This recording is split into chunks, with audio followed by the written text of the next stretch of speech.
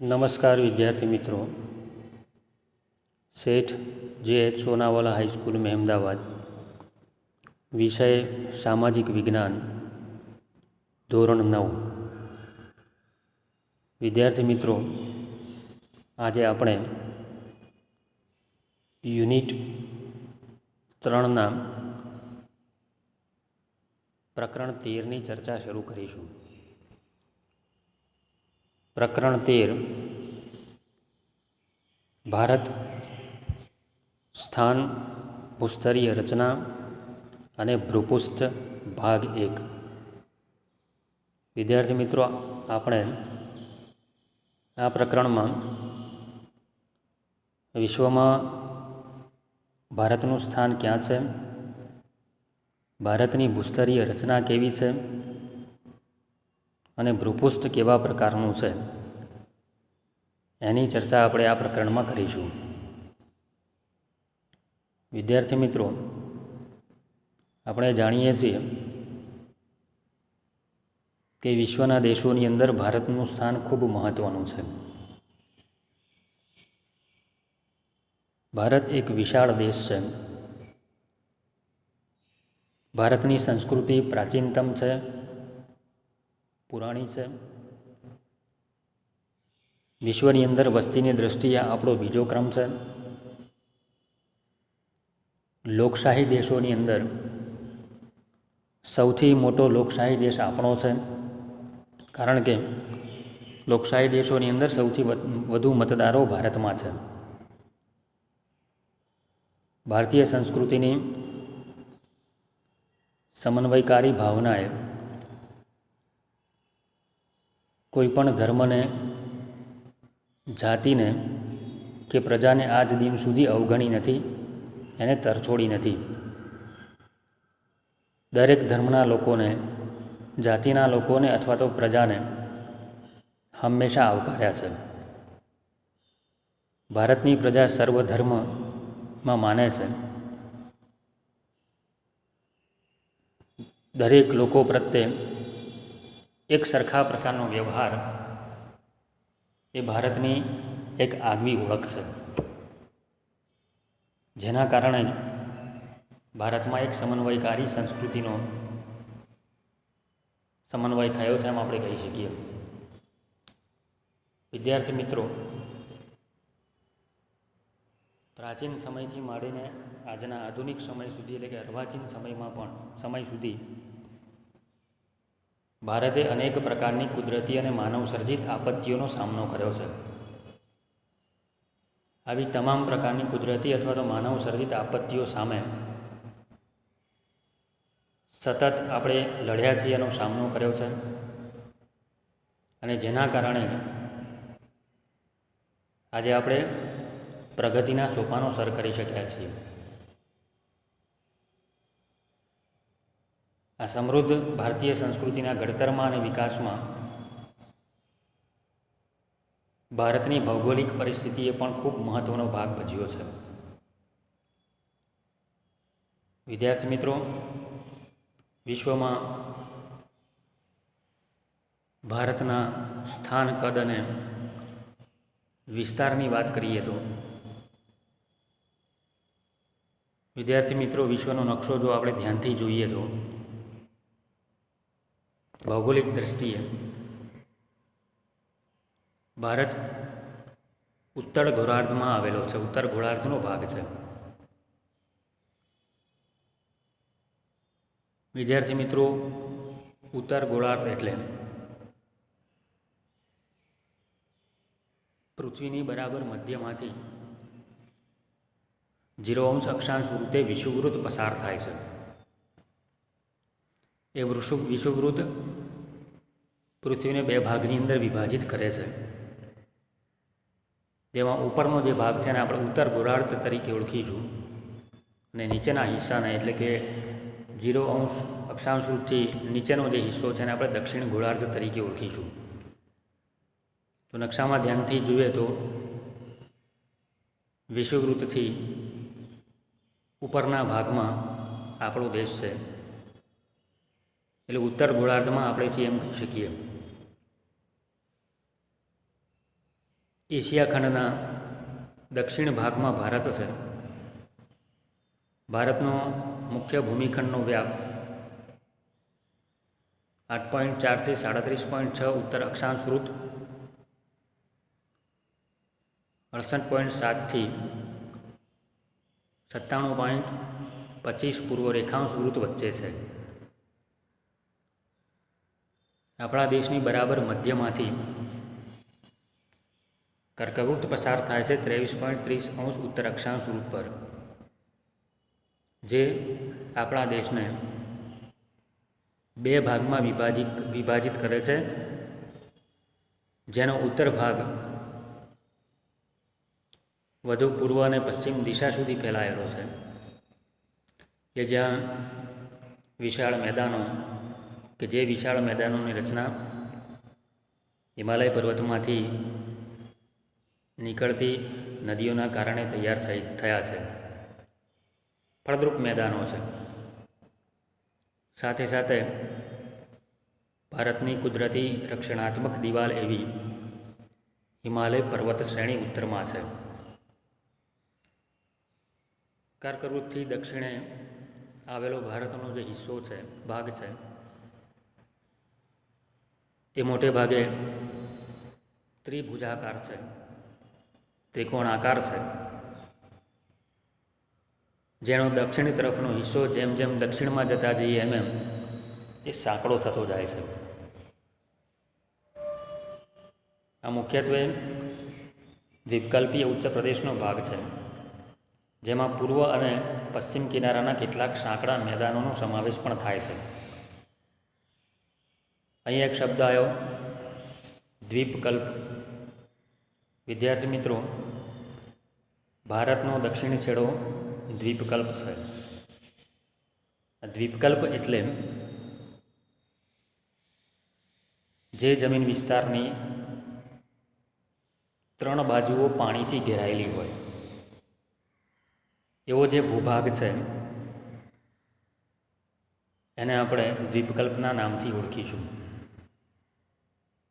એવો જે જમીન વિસ્તાર છે એને આપણે દ્વીપકલ્પ કહીશું. વિદ્યાર્થી મિત્રો, નકશામાં આપણે ધ્યાનથી જોઈએ તો ભારતની પશ્ચિમ બાજુએ અરબ સાગર છે, પૂર્વે બંગાળની ખાડી છે અને દક્ષિણે હિન્દ મહાસાગર છે. એટલે કે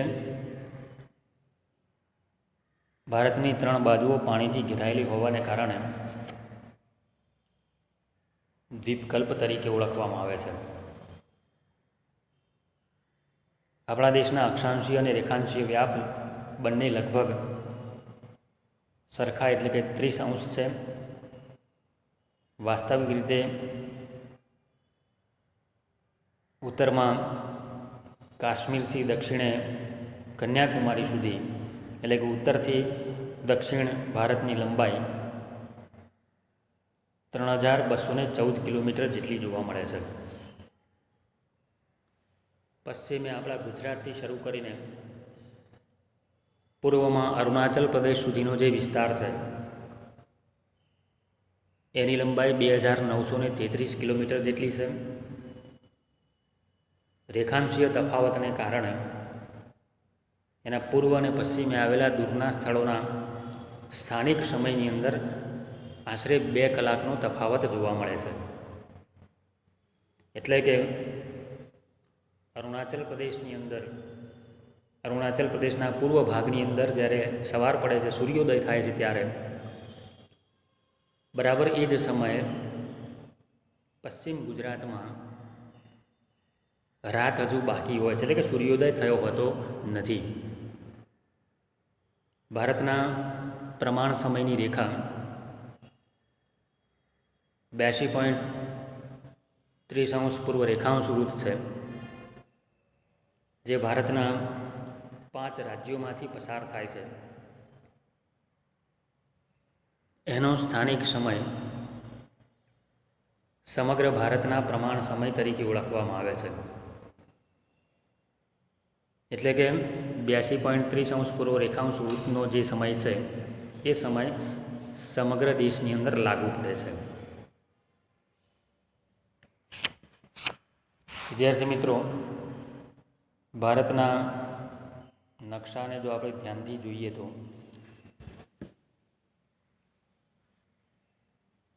ઉત્તરથી દક્ષિણ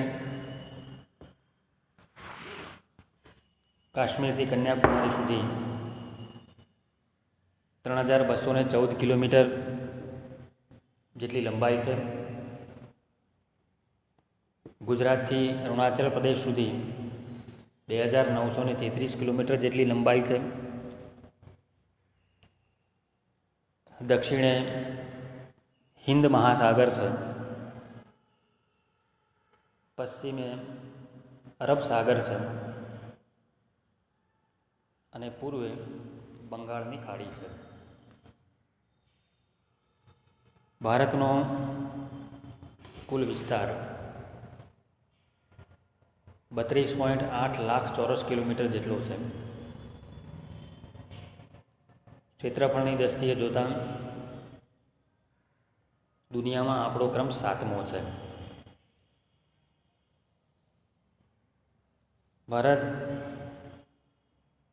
વિશ્વના કુલ ભૂમિ ક્ષેત્રના માત્ર 2.42% જેટલી જગ્યા રોકે છે. એનો અર્થ એવો થયો કે ભારત કરતાં બીજા 6 જેટલા દેશો વિસ્તારની દ્રષ્ટિએ મોટા છે. જે દેશોમાં રશિયા, કેનેડા, યુએસ, ચીન, બ્રાઝિલ અને ઓસ્ટ્રેલિયા જેવા દેશોનો સમાવેશ થાય છે. ભારતનો ભૂમિભાગ એશિયા ખંડની દક્ષિણ તરફ છે. ભારતના ઉત્તર ભાગની અંદર ઊંચી પર્વત શ્રેણીઓ કે જે સેંકડો કિલોમીટર લંબાઈની અંદર પશ્ચિમથી પૂર્વ દિશા તરફ ફેલાયેલી છે, જેના કારણે આપણા પડોશી એવા તિબ્બત અને ચીનમાં આવન જાવન કરવા માટે, અવર જવર કરવા માટે માત્ર ઊંચાઈ આવેલા પર્વતીય ઘાટ મારફતે જ એ અવર જવર અથવા આવન જાવન શક્ય બનતી હોય છે. દક્ષિણમાં ભારતીય દ્વીપકલ્પની પૂર્વમાં બંગાળની ખાડી, પશ્ચિમમાં અરબ સાગર અને દક્ષિણે હિન્દ મહાસાગર છે, જેની આપણે ચર્ચા કરી ગયા. આ વિશાળ સમુદ્રનો પ્રાચીન સમયથી જ આપણે જળમાર્ગ તરીકે ઉપયોગ કરીએ છીએ. જમીન માર્ગો પર્વતોના અવરોધોથી ઘેરાયેલ હોવા છતાં ભારતે બહારથી આવેલા અનેક સાંસ્કૃતિક તત્વોને આપણે આવકાર્યા છે, સ્વીકાર્યા છે અને આજે ભારતીય સમાજની અંદર ભળી ગયેલા આપણને જોવા મળે છે. વિદ્યાર્થી મિત્રો, ભારત પૂર્વ ગોળાર્ધમાં મોકાનું સ્થાન ધરાવે છે. વ્યૂહાત્મક દ્રષ્ટિએ ભારતનું ખૂબ વિશેષ મહત્ત્વ છે. પ્રાચીન સમયથી જ એકબીજા દેશો સાથે સંબંધો વિકસાવવાની અંદર જળમાર્ગોનું એટલે કે સમુદ્રોનું ખૂબ મહત્ત્વનું યોગદાન છે, આમ આપણે કહી શકીએ. આપણો દેશ હિન્દ મહાસાગરના શીર્ષસ્થ સ્થાને છે. પરિણામ સ્વરૂપે વિશ્વના અન્ય ભાગો, જેમાં પૂર્વ આફ્રિકા, પશ્ચિમ એશિયા, દક્ષિણ એશિયા અને દક્ષિણ પૂર્વ એશિયાના દેશોની સાથે સમુદ્ર માર્ગો દ્વારા ભારતનો સંબંધ અનેક વર્ષોથી ચાલે છે. જેના કારણે આ દેશોની સાથે ઘનિષ્ઠ રીતે સાંસ્કૃતિક અને વ્યાપારિક સંબંધોથી આપણે જોડાયેલા છીએ. દક્ષિણે હિન્દ મહાસાગરમાં વિશ્વના કોઈ પણ દેશની તટીય સીમા ભારત જેવી નથી. ભારતના આ મહત્ત્વના સ્થાનને કારણે આ મહાસાગરનું નામ એટલે કે હિન્દ મહાસાગર એના ઉપરથી પડ્યું છે. ભારતનું સ્થાન વિશ્વના નકશાની અંદર મહત્ત્વનું છે, વિશ્વમાં મહત્ત્વનું છે. આંતરરાષ્ટ્રીય જળમાર્ગો પણ ભારત માટે ખૂબ મહત્ત્વના છે, જેમાં ઈસવીસન 1869ની અંદર સુએજ નહેર શરૂ કરવામાં આવી. એ સુએજ નહેરને કારણે ભારત અને યુરોપ વચ્ચેનું જે અંતર છે એ લગભગ 7,000 કિલોમીટર જેટલું ઘટી ગયું, જે સાંસ્કૃતિક અને વ્યાપારિક દૃષ્ટિએ આપણા માટે ખૂબ ઉપયોગી છે. પૂર્વ અને દક્ષિણ પૂર્વ એશિયા, ઓસ્ટ્રેલિયાથી આફ્રિકા અને યુરોપને સાંકળતા જળમાર્ગો મોટેભાગે હિન્દ મહાસાગર થઈને પસાર થાય છે. દક્ષિણ આફ્રિકા થઈને આવતો જળમાર્ગ સુએજ જળમાર્ગ ભારતથી પસાર થાય છે. એ જ માર્ગ દ્વારા ઇન્ડોનેશિયાની મલાક્કા સામુદ્રધુની થઈ પેસિફિક મહાસાગર ઉપરથી પસાર કરીને કેનેડા અને અમેરિકા સુધી પહોંચી શકાય છે. ભારતના વિશિષ્ટ પ્રકારના સ્થાનને કારણે ભારતનો સંપર્ક પ્રાચીન સમયથી જ દુનિયાના અન્ય દેશો સાથે છે. વિવિધ પ્રકારની ચીજવસ્તુઓ અને વિચારોનું આદાન પ્રદાન ભારતનું એકબીજા દેશો સાથેનું પ્રાચીન સમયથી છે. ઉપનિષદોના વિચારો, રામાયણની પંચતંત્રની વાર્તાઓ, ચિકિત્સા પદ્ધતિ, ભારતીય અંક અને દશાંશ પદ્ધતિ